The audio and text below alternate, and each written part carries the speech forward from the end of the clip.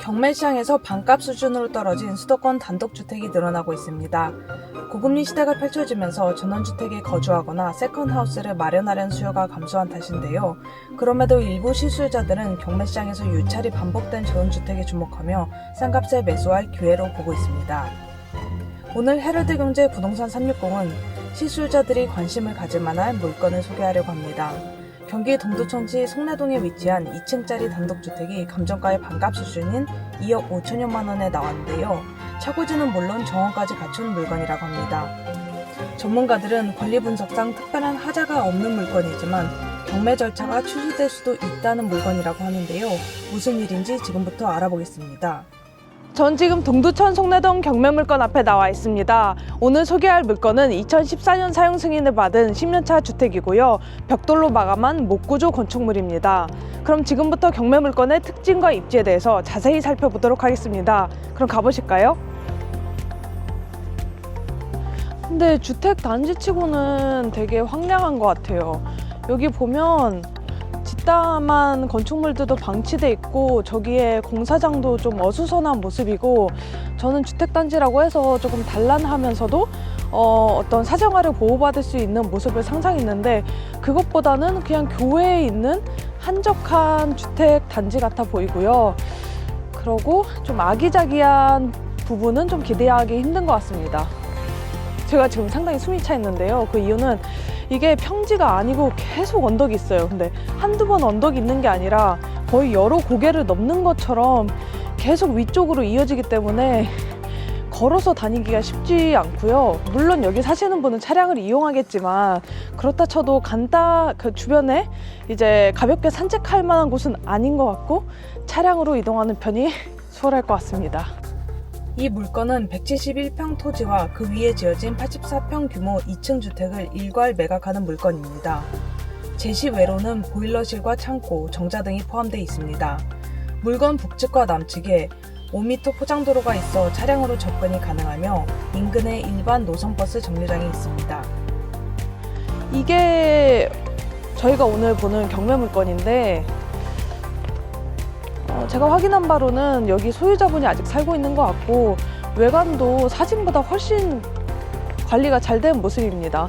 사진으로 볼 때는 10년차 건축물이다 보니까 조금 외관이 많이 새하지 않았을까 그런 걱정을 했는데, 실제로 보니 상당히 깔끔하고 당장 개보수할 부분이 외부적으로는 많이 눈에 띄지는 않는 것 같습니다.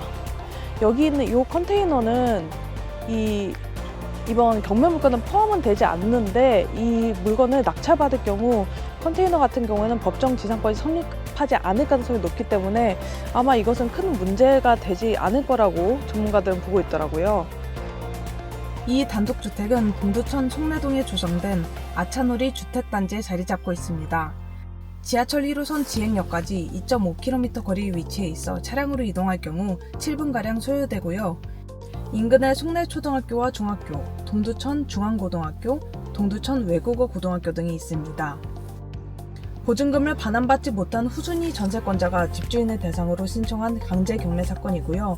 지난 9월 감정가 5억 1,600여만 원에 나왔으나 두 차례 유찰되면서 최저 유찰가가 감정가의 반값 수준인 2억 5천여만 원까지 하락했습니다. 오는 11월 20일 3차 매각이 진행될 예정입니다. 전문가들은 권리 분석상 하자가 없는 물건으로 파악되지만 입지와 가격 탓에 유찰이 반복된 것으로 분석하고 있습니다. 일단 입지적으로 봤을 때 많은 사람들이 이렇게 선호하는 지역으로 보기는 좀 어려울 것 같고요. 그래서 일단 유찰 많이 되는 것 같고, 일단 권리 분석상의 문제는 없고, 점유자도 소유자가 점유하고 있어서 그 명도에 큰 어려움은 없을 것으로 일단 예상을 됩니다. 근데 이렇게 이제 약간 외곽 지역에 있는 이런 단독주택이다 보니까 수요가 줄어들면서 이렇게 많이 유찰을 한 것 같고요. 그 다음에 감정 가격을 보면은 토지 감정 가격이 45% 정도 차지하고 있고, 건물 감정이 한 50% 정도 차지하고 있는데, 사실 2014년도에 보존 등기된 건물이긴 하지만 건물 감정 가격이 상대적으로 좀 높은 편이거든요. 건물은 그러니까 시간이 지날수록 이제 감가상각이 되기 때문에 그런 부분까지 감안을 한다면 현재 이 감정 가격이 5억 원대가 되는 이 감정 가격이 비싸다고 사람들이 생각할 수 있는 거죠. 이 물건 응찰을 고려하는 분들이라면 꼭 확인해야 하는 내용이 한 가지 더 있습니다. 법원은 최저 입찰가가 계속 낮아져 후순위 채권자에게까지 돌아갈 돈이 없어지면 경매를 아예 취소하기도 하는데요. 이 물건 역시 무잉여 기각될 확률이 높다고 합니다. 단 법원이 채권자에게 매수 통지서를 보내 매수 신청할 기회를 주기도 한다는데요. 자세한 설명을 들어보겠습니다. 지금 경매를 신청한 사람이 전세권자거든요. 후순위 전세권자인데 지금 1순위 근저당권이 3억 3,600만 원이 채권 최고액입니다. 그러면은 최저가에 낙찰이 된다면 경매를 신청한 이 전세권자가 배당받을 금액이 없어지거든요. 그러면은 이게 무잉여 기각이라고 해가지고 경매가 기각될 확률이 굉장히 높아 보이고요. 지금 법원에서도 이 경매 신청 채권자에게 매수 통지서를 발송을 했어요. 이 매수 통지서라는 게 뭐냐면 지금 이제 무잉여 가능성이 있는데 이게 네. 만약에 그 남을 만한 금액 이상으로 낙찰이 안 되면 그 채권자가 매수를 하겠느냐라는 그런 통지문이거든요.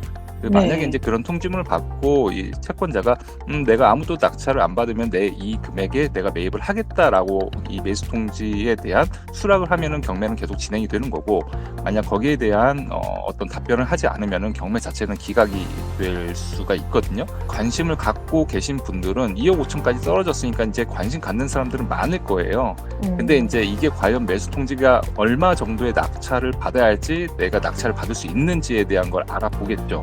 근데 이제 그 금액이 아직 노출은 되지 않았지만 이게 이제 매각기일 일주일 정도 전에 이 매각물건 명세서를 보면 알 수가 있거든요. 아무래도 이제 그때 가서 좀 더 판단을 해볼 것 같아요. 결국 채권자가 매수 통지서를 받고 법원이 정한 기일 내 매수 신고에 보증금까지 공탁하면 경매가 계속 진행되고, 매수 신고를 하지 않는 경우 법원이 직권으로 경매를 취소해 사건이 종결된다는 의미입니다. 응찰을 고려해 자금 계획을 세웠다가 시간만 낭비하지 않으려면 매수 통지서 발송 여부와 그 결과까지 확인한 후에 현명하게 응찰 여부를 결정하면 좋을 것 같습니다. 오늘 소개한 단독주택 물건 재미있게 보셨나요? 헤로드경제 부동산 360은 다음에도 다양한 부동산 소식으로 돌아오겠습니다. 감사합니다.